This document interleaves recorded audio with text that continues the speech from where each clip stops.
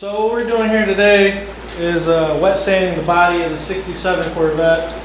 We got Nathan and Tyler here too to help out. Or we're going to try to use the white guy coat, and you can see here the difference on what's already been sanded and what hasn't been sanded yet. And the reason why we're doing this is because with black, you want to make sure you get all your scratches out, because you'll see everything, and it just doesn't look good when you see a finished car and it's, you know, got haze marks and it just don't look good.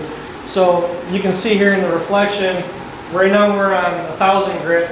We start with 800 and work our way all the way up to 3,000 grit on a DA disc, and we'll perfect the shine of it. But you can already see in the water how clear the clear is actually now after we've been sanding.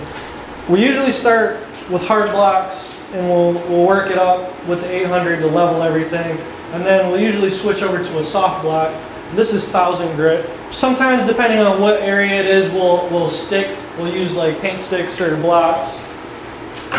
Paint sticks work great for sanding blocks on flat surfaces and anything that you want to get really flat, like the bottom of the quarters. You could just wrap sandpaper around that. We round all the edges on the sandpaper around the paint stick so it doesn't catch. But here's what we just usually get it nice and wet. And as you're sanding, you can see the scratches kind of fade away. The dry guide coat fades away as well.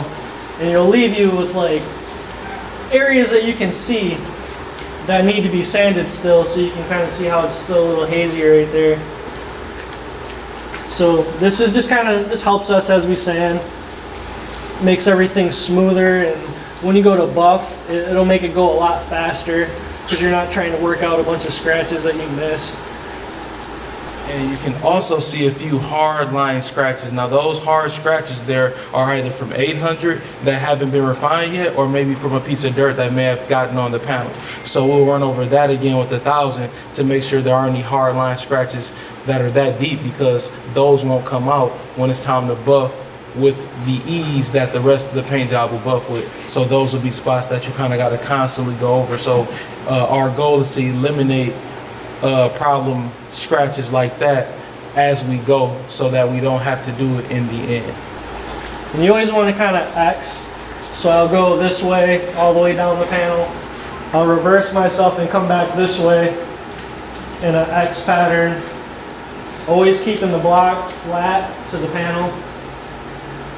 And always go up to your edges. Don't ever round them, because you'll cut the clear too fast in that area.